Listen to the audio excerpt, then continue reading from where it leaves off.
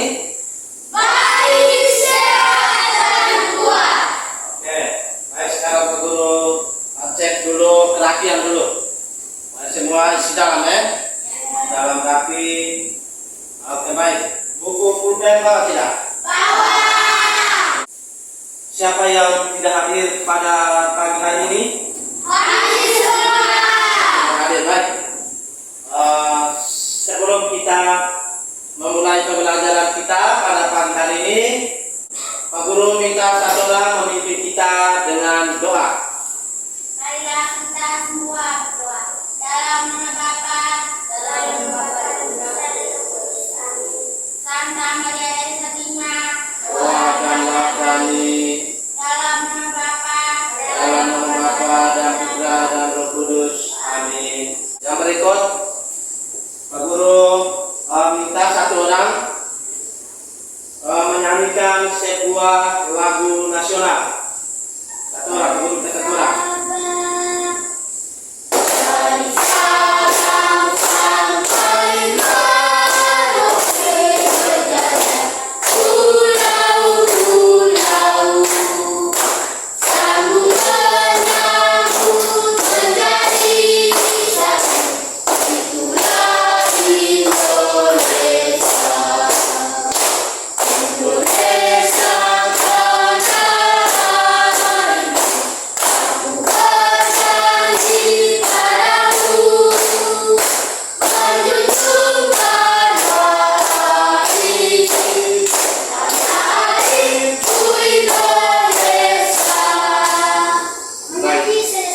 Ya, baik, terima kasih.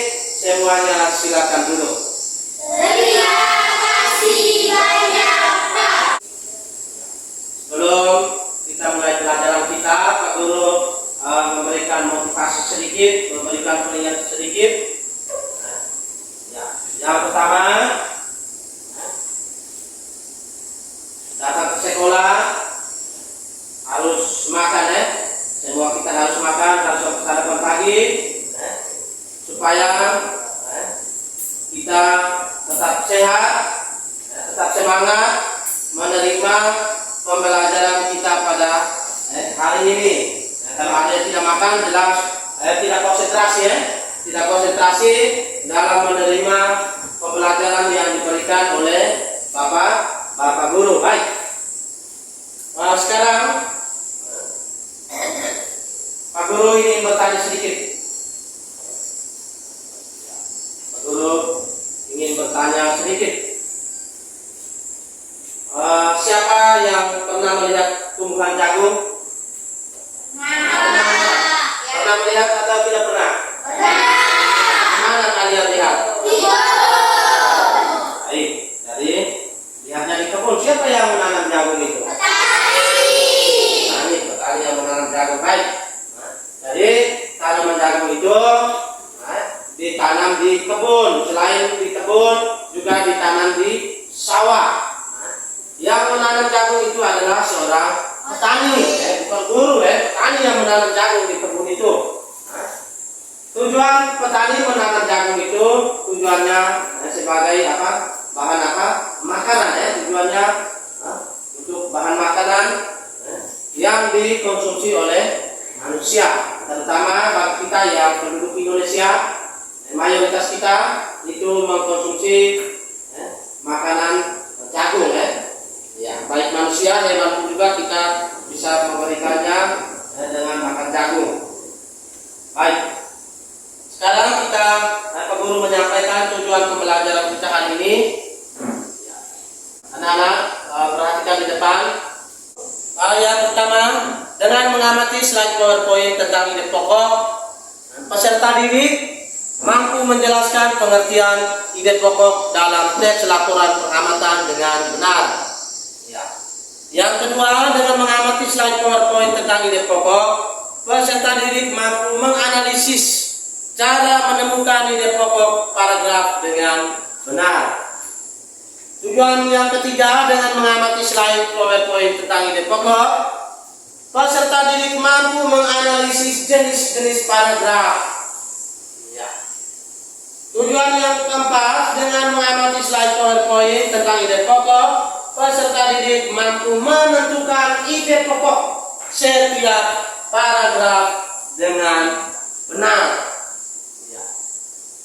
Yang berikut dengan mengamati slide PowerPoint tentang perkembangbiakan tumbuhan, peserta didik mampu menyebutkan contoh tumbuhan yang berkembang biak secara generatif. Ya. Yang berikut dengan mengamati slide PowerPoint tentang perkembangbiakan tumbuhan, peserta didik mampu menganalisis proses perkembangbiakan tumbuhan secara generatif. Ya. Tujuan pembelajaran kita yang berikut, peserta didik mampu menganalisis karakteristik geografis kehidupan sosial budaya anggota ASEAN dengan benar. Yang berikut, ya, melalui penugasan diberikan, peserta didik mampu menyajikan hasil identifikasi karakteristik geografis kehidupan sosial budaya anggota ASEAN. Itu tujuan pembelajaran kita. Ya. Dengan materi pembelajaran kita, yang pertama bahasa Indonesia itu tentang menemukan ide pokok, IPA itu tentang perkembangbiakan tumbuhan, IPS itu tentang karakteristik negara anggota ASEAN. Ya.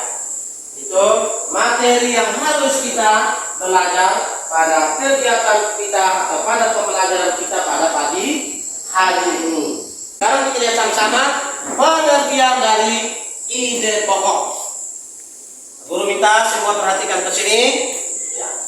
Ide pokok merupakan kalimat utama yang berisi pembicaraan atau pokok permasalahan dalam sebuah bacaan. Membaca intensif merupakan kemampuan seseorang untuk bisa menangkap isi setiap paragraf. Ya.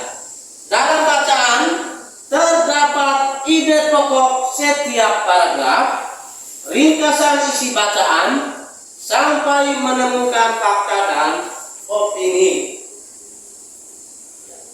Nama lain dari ide pokok adalah gagasan utama. Ide pokok terdapat di kalimat utama dan setiap satu paragraf hanya ada satu ide pokok. Ide pokok disebut juga gagasan pokok atau gagasan utama. Ide pokok terletak di awal paragraf. Itu jenis paragrafnya adalah paragraf deduktif, dan ide pokok yang terdapat di akhir paragraf itu jenis paragrafnya adalah paragraf induktif, dan ide pokok yang terdapat di awal dan di akhir paragraf itu namanya jenis paragraf campuran atau paragraf deduktif dan induktif. Ya. Sebuah paragraf yang baik memiliki ide pokok dan beberapa kalimat penjelas. Ya. Ide pokok berfungsi sebagai topik pembahasan. Selain ide pokok dalam paragraf, terdapat juga ide penjelas. Itu. Ide penjelas atau gagasan penjelas merupakan pengembangan dari ide pokok dengan menjelaskan permasalahan yang ada dalam ide pokok. Ide penjelas biasanya ada di dalam kalimat penjelas.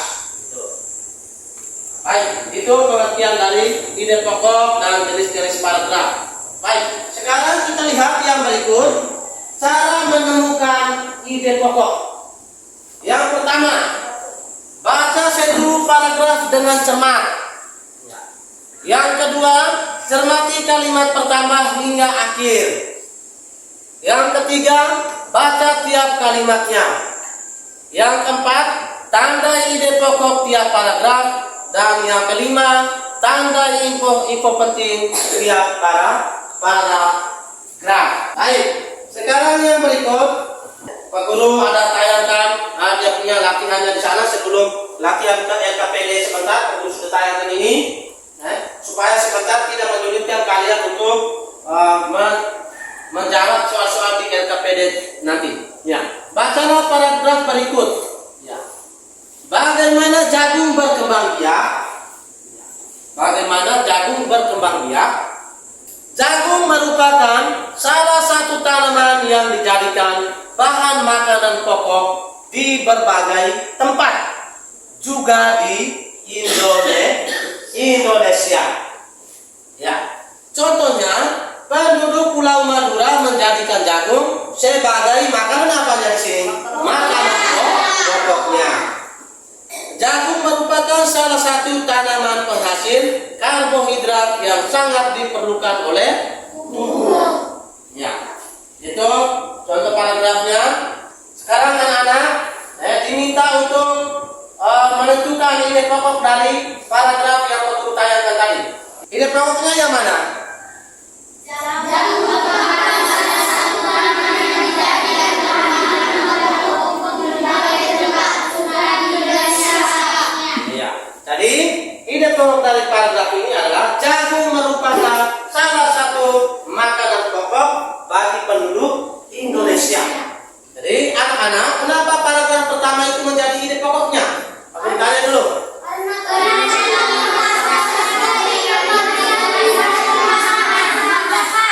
Iya, karena paragraf yang pertama itu sebagai inti permasalahan yang kita bahas. Oke, baik. Sekarang Pak Guru mau bertanya tentang pengertian dari ide pokok. Ketika Pak Guru tayangkan tadi sampai dengan dia punya penjelasannya, contoh soalnya Pak Guru tanya dulu.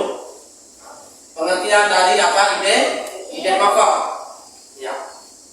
Siapa mau jelaskan pengertian dari ide pokok? Oke, Edwin. Ide pokok merupakan kalimat utama yang berisi pembicaraan atau pokok permasalahan dalam sebuah bacaan. Oke, itu pengertian dari ide pokok. Yang berikut pertanyaan yang kedua. Bagaimana cara kita menemukan ide pokok? Ya. Cara kita menemukan ide pokok yang pertama apa tadi? Yang berikut? Yang berikut? Yang berikut? Ya, yang berikut? Oke, Pak Guru dari Thailand. Cara menemukan ide pokok yang pertama apa ya, Pak? Baca seluruh paragraf dengan cermat. Oke, yang berikut, yang kedua, Pak Guru minta Ivan. Cermati kalimat pertama dan terakhir. Oke, baik. Itu yang kedua. Yang ketiga, Pak Guru minta Yakob. Baca tiap kalimatnya. Yang berikut, yang keempat, Pak Guru minta Ica. Yang keempat, Ica. Tanda ide pokok tiap paragraf. Oke, yang berikut, yang kelima, Pak Guru minta Diki. Tanda info penting tiap paragraf. Iya, jadi itu cara kita menemukan apa? Ide pokok. Itu ada 5. Itu yang pertama, baca seluruh paragraf dengan benar, dengan cermat. Yang berikut, cermati kalimat pertama hingga akhir. Yang berikut, baca tiap kalimatnya. Dan yang kelima, yang keempat, tanda ide pokok tiap paragraf. Dan yang kelima, tanda info penting tiap paragraf. Itu. Baik. Sekarang anak-anak diminta untuk menonton video pembelajaran kita tentang cara menemukan ide pokok. Aku minta semua perhatikan ke depan sambil mendengarkan tayangan video lihat di depan. Ide pokok disebut juga gagasan pokok atau gagasan utama. Ide pokok merupakan masalah utama yang dibahas atau diungkapkan dalam bacaan. Ide pokok dapat terletak di awal paragraf atau disebut dengan deduktif. Di akhir paragraf atau disebut dengan induktif. Di awal dan di akhir paragraf atau deduktif-induktif, atau di seluruh paragraf. Pendapat dari sumber lain menjelaskan bahwa ide pokok atau gagasan utama adalah pokok pikiran atau permasalahan utama yang mendasari terbentuknya sebuah paragraf atau pokok pengembangan sebuah paragraf.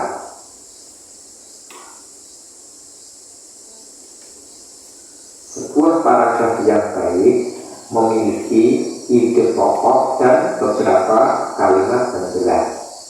Ide pokok berfungsi sebagai topik pembahasan. Ide pokok bisa disebut juga dengan induk paragraf. Kemudian untuk menemukan ide pokok dalam sebuah paragraf harus dicari terlebih dahulu kalimat utamanya dengan cara membaca dengan saksama. Kemudian cari kalimat utama dan menandai bagian penting dalam kalimat utama. Karena ide pokok dapat ditemukan dari kalimat utama. Selain ide pokok dalam sebuah paragraf itu terdapat juga ide penjelas. Ide penjelas atau gagasan penjelas merupakan pengembangan dari ide pokok dengan menjelaskan permasalahan yang ada dalam ide pokok. Ide penjelas biasanya ada dalam kalimat penjelas. Langkah-langkah menentukan ide pokok dari sumber ini dijelaskan. Yang pertama, baca seluruh paragraf dengan cermat. Yang kedua, cermati kalimat pertama hingga akhir. Yang ketiga, baca kalimat demi kalimat hingga kamu menemukan ide pokok paragraf. Dalam suatu paragraf biasanya ide pokok terletak di awal dan di akhir teks. Dan yang keempat, tandai ide pokok tiap paragraf. Kemudian yang kelima, tandai info penting dalam paragraf. Baik, itu apakah sudah menonton video tentang cara menemukan ide pokok.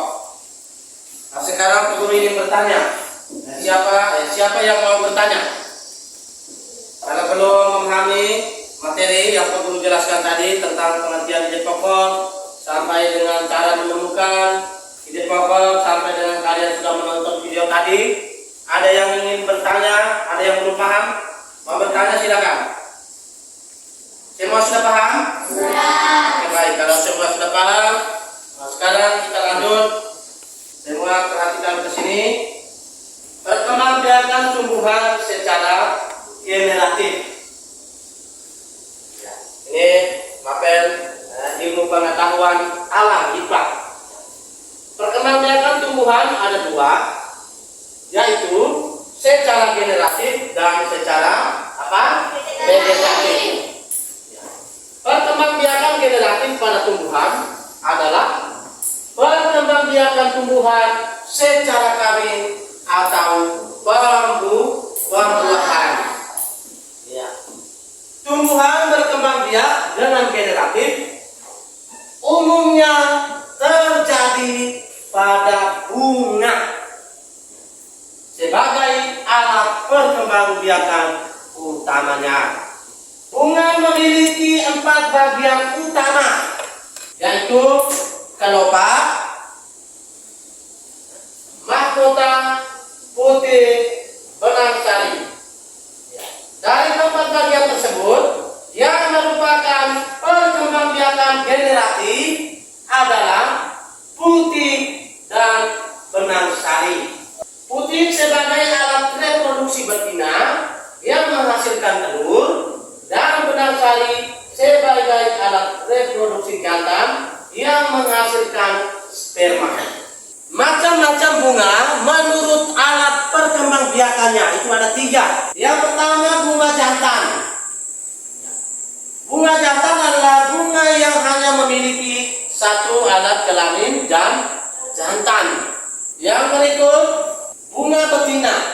Bunga yang hanya memiliki satu alat kelamin betina yaitu putik. Yang ketiga bunga lengkap, yaitu bunga yang memiliki bagian-bagian bunga lengkap, yaitu memiliki kelopak bunga, mahkota bunga, benang sari, dan putik. Kita perhatikan sama-sama tentang proses perkembangbiakan tumbuhan secara generatif, yaitu terjadi dengan adanya proses peleburan sel kelamin jantan dan sel kelamin betina. Ini proses perkembangbiakan tumbuhan secara generatif. Proses perkembangbiakan tumbuhan secara generatif diawali dengan proses penyerbukan dengan jatuhnya serbuk sari ke atas kepala putik. Setelah terjadi penyerbukan pada serbuk sari, tumbuh serbuk yang menuju ke bakal biji. Di dalam ruang bakal biji terjadi pembuahan peleburan yang namanya serbuk sari atau apa sel kelamin apa? Jantan. Dengan putik sebagai sel kelamin apa? Betina. Hasil peleburan tersebut akan menghasilkan sigot. Sigot adalah hasil penyatuan antara sel jantan dan sel kelamin apa? Betina. Sigot berkembang menjadi lembaga. Lembaga berkembang menjadi apa? Bakal biji. Bakal biji berkembang menjadi bakal buah, dan bakal buah berkembang menjadi apa? Daging buah. Di dalam daging buah terdapat bakal biji sebagai calon tumbuhan apa? Baru. Sekarang guru ingin bertanya, tumbuhan apakah yang berkembang biak secara generatif? Bunga. Tumbuhan apa? Bunga. Bunga ya.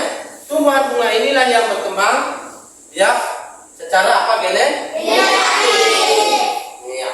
Yang berikut, pertanyaan yang berikut, bagaimana proses perkembangbiakan tumbuhan secara generatif? Bagaimana prosesnya tadi yang kamu dengar? Terjadi adanya proses peleburan sel kelamin jantan dan sel kelamin betina. Oke, Pak Guru minta satu orang. Ini Pak Guru minta Ina. Bagaimana prosesnya tadi? Dengan adanya proses peleburan sel kelamin jantan dan sel kelamin betina. Iya, dengan adanya proses peleburan sel kelamin jantan dan apa? Sel kelamin betina. Iya, itu dia punya apa? Proses, proses perkembangbiakan tumbuhan secara generatif. Selain itu juga kita lihat di situ diawali dengan proses penyerbukan atau jatuhnya serbuk sari ke atas kepala. Itu terjadinya proses perkembangbiakan pada tumbuhan secara generatif. Baik, sekarang anak-anak, Pak Guru minta semua perhatikan ketika Pak Guru menayangkan video, Pak Guru minta semua perhatikan di videonya. Oke, baik. Sekarang Pak Guru akan menayangkan videonya supaya anak-anak lebih paham lagi. Perkembangbiakan tumbuhan. Tumbuhan dapat berkembang biak dengan dua cara, yaitu secara generatif atau seksual, atau disebut juga dengan perkawinan, dan berkembang biak secara vegetatif atau aseksual, atau disebut juga dengan tanpa perkawinan. Tumbuhan yang dapat berkembang biak secara generatif umumnya dicirikan dengan adanya bunga sebagai alat perkembangbiakan. Bunga memiliki 4 4 bagian utama, yaitu kelopak, mahkota, putih, dan benang sari.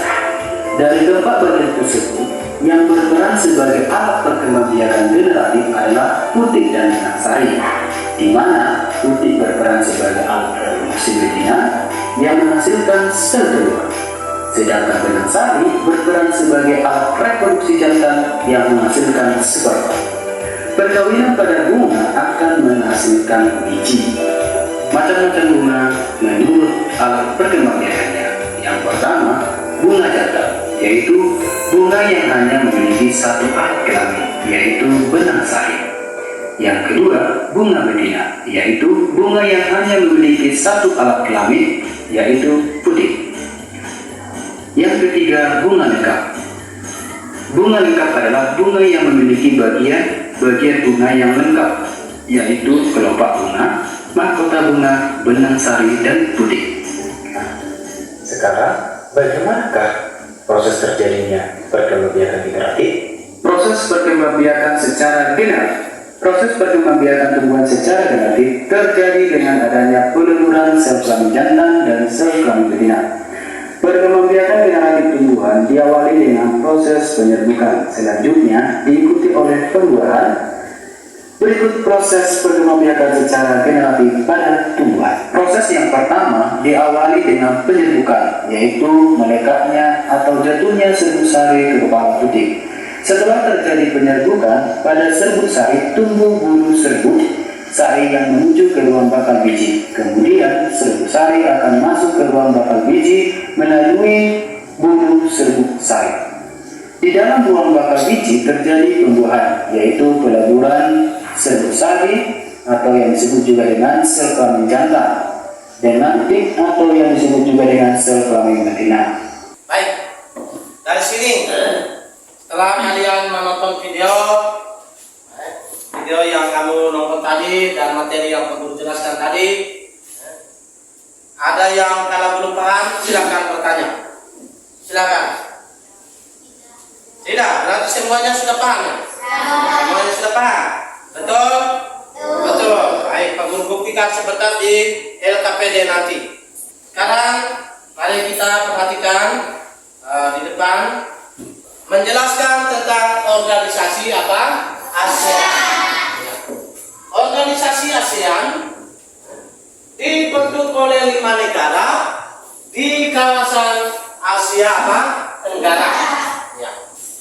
Perwakilan dari 5 negara tersebut menandatangani deklarasi Bangkok pada tanggal 8 Agustus tahun 1967 di kota Bangkok apa Thailand.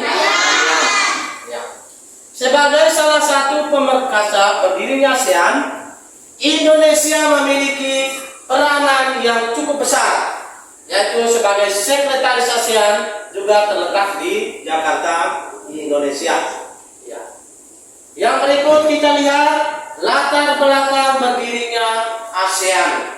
Yang pertama, persamaan letak wilayah, yaitu Asia Tenggara. Yang kedua, persamaan nasib, pernah dijajah oleh bangsa asing, kecuali apa Thailand. Yang ketiga, adanya perselisihan beberapa negara di wilayah Asia Tenggara yang dapat memecahkan persatuan. Yang keempat, berkembangnya paham komunisme yang terikat oleh negara-negara di Asia Tenggara. Baik, sekarang kita perhatikan yang berikut. Deklarasi Bangkok ditandatangani oleh yang pertama Adam Malik, ini Menteri Luar Negeri Indonesia. Yang kedua, Tun Abdul Razak, Menteri Luar Negeri Malaysia. Yang berikut, Tahnat Koman, itu Menteri Luar Negeri Thailand. Yang berikut, Narcisco Ramos, ini Menteri Luar Negeri apa? Filipina. Yang berikut, S. Raja Ratman, itu Menteri Luar Negeri Singapura. yang berikut berdasarkan isi deklarasi Bangkok, tujuan ASEAN. Tujuan ASEAN-nya seperti apa? Mari kita lihat bersama di depan. Yang pertama, mempercepat pertumbuhan apa? Ekonomi. Kedua, mempercepat kemajuan sosial budaya di Asia apa? Yang ketiga, memajukan perdamaian dan stabilitas kawasan Asia Tenggara dengan menghormati keadilan dan penegakan hukum. Itu yang ketiga. Tujuan yang keempat adalah meningkatkan kerjasama dan rasa saling membantu di bidang iptek. Iptek ini ilmu pengetahuan dan teknologi. Yang kelima, meningkatkan kerjasama di bidang pertanian dan industri, perdagangan, transportasi, dan komunikasi. Kita lihat dulu negara-negara ASEAN-nya. Ya. Yang pertama, Filipina ini sebagai pendiri. Yang kedua, Indonesia pendiri. Yang berikut Malaysia pendiri. Yang berikut Singapura ini juga pendiri.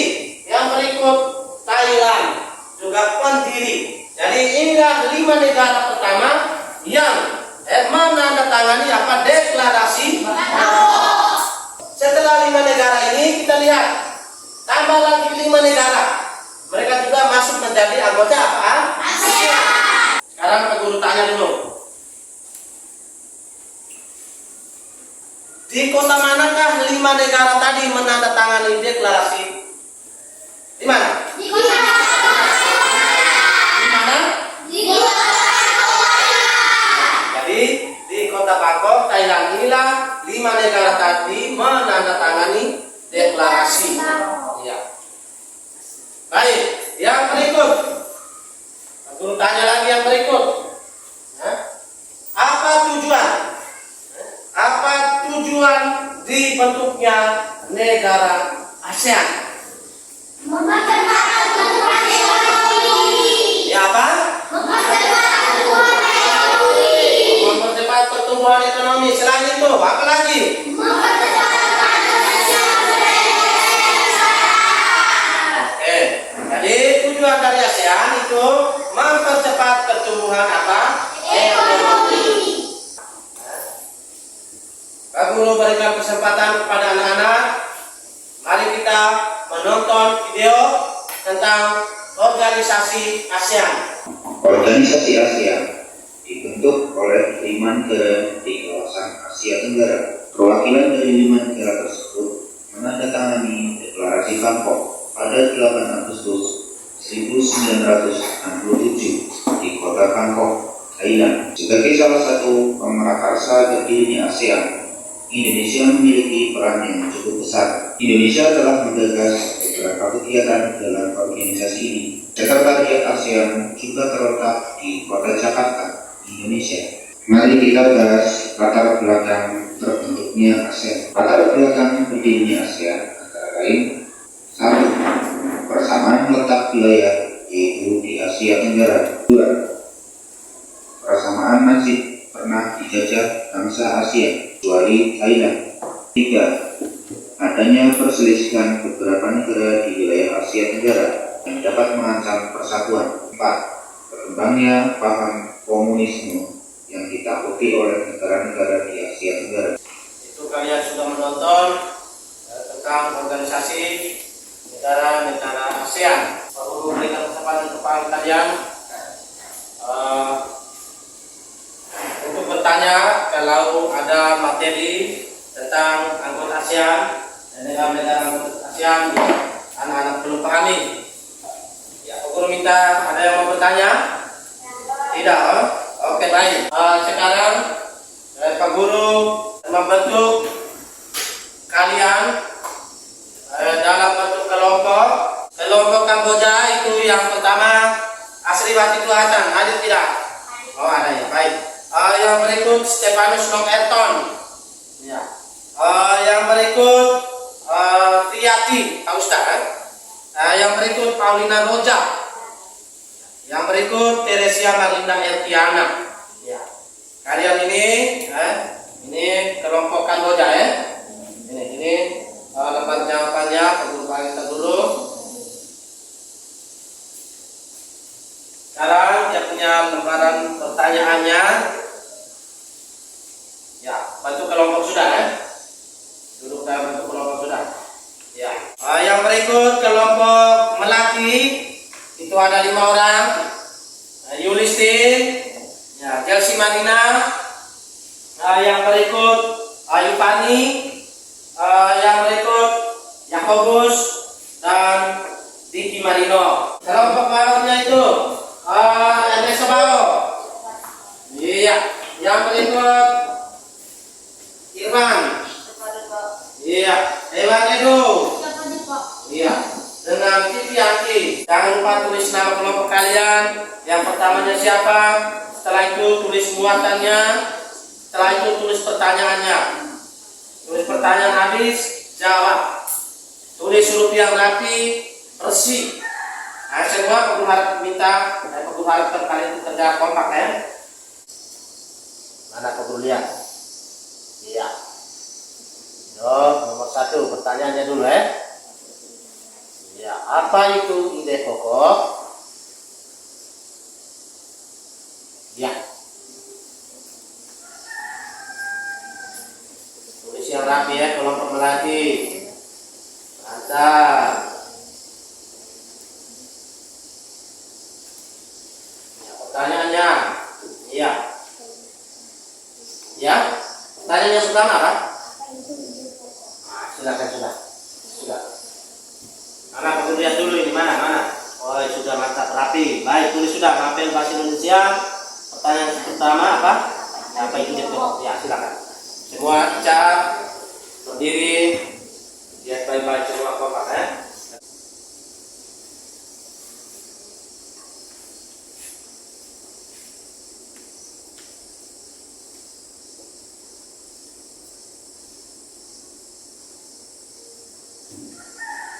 Harap semua kompak ini Pak Guru ambil nilai ini.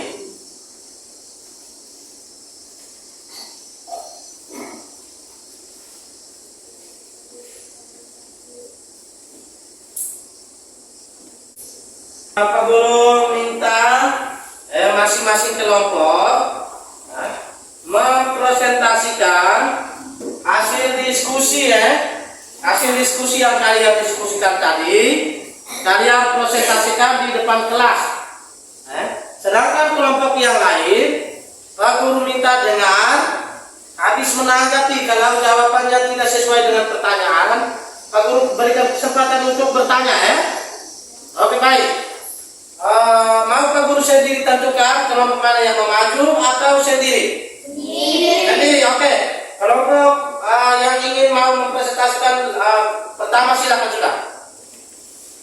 Selamat pagi Pak Guru dan teman-teman. Selamat pagi. Kami dari kelompok Kamboja mau melaporkan hasil diskusi kami dengan pertanyaan nomor 1, materi bahasa Indonesia. 1. Apa itu ide pokok? Ide pokok adalah kalimat utama yang berisi pembicaraan atau pokok permasalahan dalam sebuah bacaan. Nomor 2. Bagaimana cara menemukan ide pokok dalam paragraf? Jawab. 1. Baca seluruh paragraf dengan cermat. 2. Cermatilah kalimat pertama hingga akhir. 3. Baca tiap kalimatnya. 4. Tanda ide pokok tiap paragraf. 5. Tanda info penting tiap paragraf. Nomor 3. Sebutkan jenis-jenis paragraf dalam bacaan. Jawab. 1. Paragraf deduktif. 2. Paragraf induktif.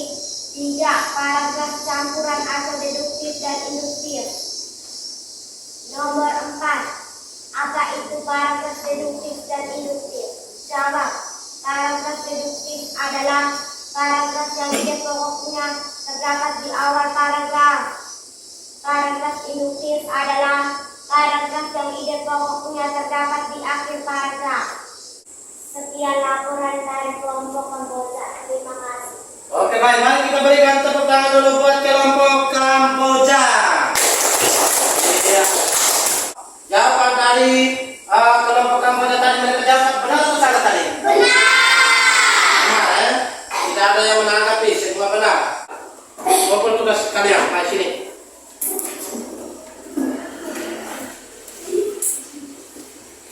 Bawa sini, masing-masing kelompok bawa sini.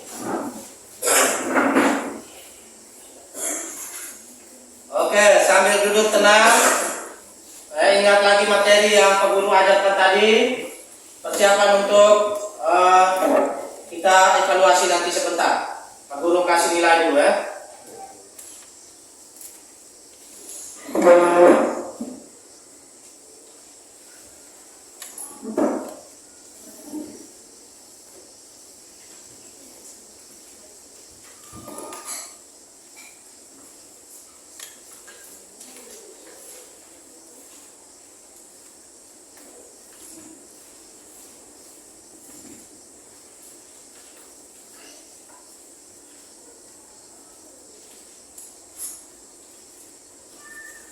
Ayo cepat sudah. Kelompok Melati silakan ambil nilainya. Kelompok Mawar silakan ambil nilainya. Ya, lihat sudah hasil pekerjaan kalian. Perhatikan baik-baik di situ, lihat.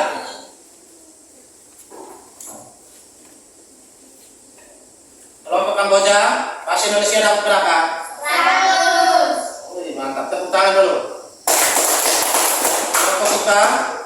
Kelompok Kamboja, mata pelajaran IPA 100 juga. Oke, baik, tepuk tangan dulu. Ya, IPS 100. Mantap. Kelompok yang lain bagaimana? Dapat 100 juga? Iya. Oke, baik. LKPD kita sudah selesai. Ada yang mendapat nilai memuaskan, ada yang mungkin tidak mendapat nilai yang memuaskan. Itu juga jangan kecewa, perjuangkan di evaluasi nanti ya. Ya. Sekarang kita perhatikan sama-sama. Kita sama-sama membuat kesimpulan. Pertama, pengertian dari ide pokok. Ya. Ide pokok adalah kalimat utama yang berisi pembicaraan atau pokok permasalahan dalam sebuah apa? Itu pengertian dari apa? Ide pokok. Ya. Ide pokok disebut juga apa? Gagasan? Gagasan utama. Jadi ide pokok disebut juga gagasan utama. Ya. Di dalam paragraf ada 3 jenis paragraf.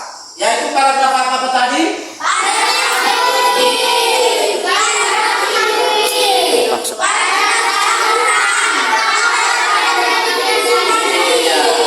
Jadi ada 3 apa jenis paragraf? Ya, siapa yang masih ingat pengertian dari paragraf deduktif? Ya, Yakob. Paragraf deduktif adalah paragraf yang ide pokoknya terdapat di awal paragraf. Iya, paragraf deduktif adalah paragraf yang ide pokoknya terdapat di awal paragraf. Sekarang kita melakukan apa? Refleksi tentang kegiatan kita pada hari ini. Guru bagikan soal refleksinya, lembaran pertanyaan refleksinya. Silakan dijawab sesuai dengan pertanyaan yang akan guru berikan.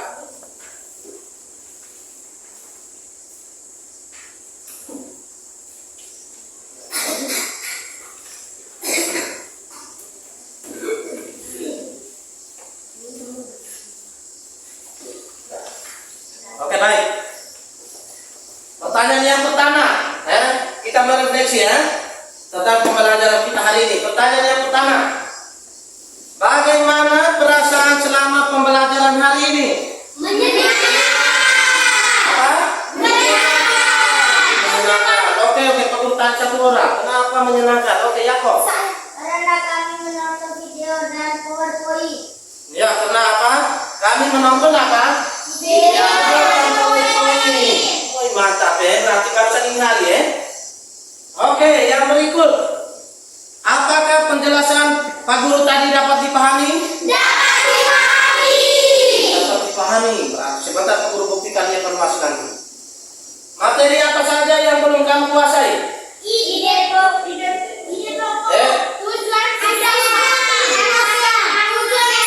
Oke, Pak Guru tanya ulang lagi. Pak Guru tanya ulang lagi. Materi apa saja yang sudah kamu kuasai? ide pokok. Berkembang biakan federasi dan Oke, sekarang kita evaluasi. Baik. Ini lembaran jawabannya.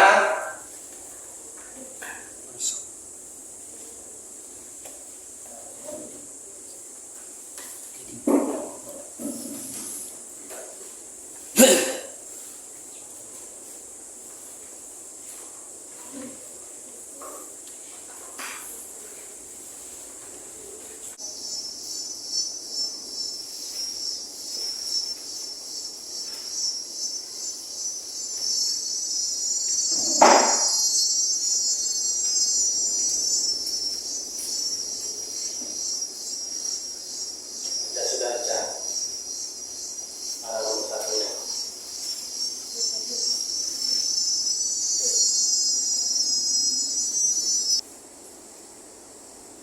Aku minta semua pertanyaan itu dijawab ya.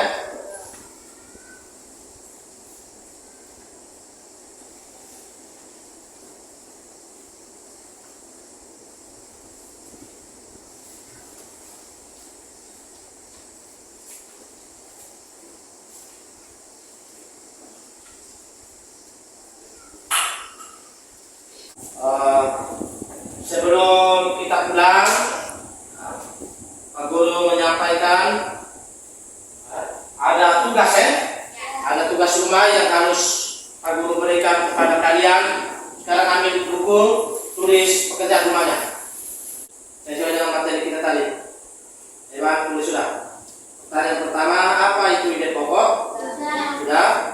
Yang kedua, bagaimana cara untuk menemukan ide pokok? Jadi baik anak-anak, pembelajaran kita pada hari ini sudah selesai. Pak Guru mengucapkan terima kasih banyak atas kehadiran anak-anak dan juga konsentrasi anak-anak dari tadi pagi hingga pada akhir pembelajaran ini. Sebelum kalian pulang, Pak Guru pesan, pulang jangan terlalu main di rumah sana ingat belajar luangkan waktu untuk belajar, terus makan makanan yang sehat, siang itu harus istirahat sehingga kalian tetap semangat untuk hadir ke sekolah. Oke, jadi itu ada pesan dari Pak Guru sebagai motivasi kepada kalian. Untuk kalian ingat, ya baik.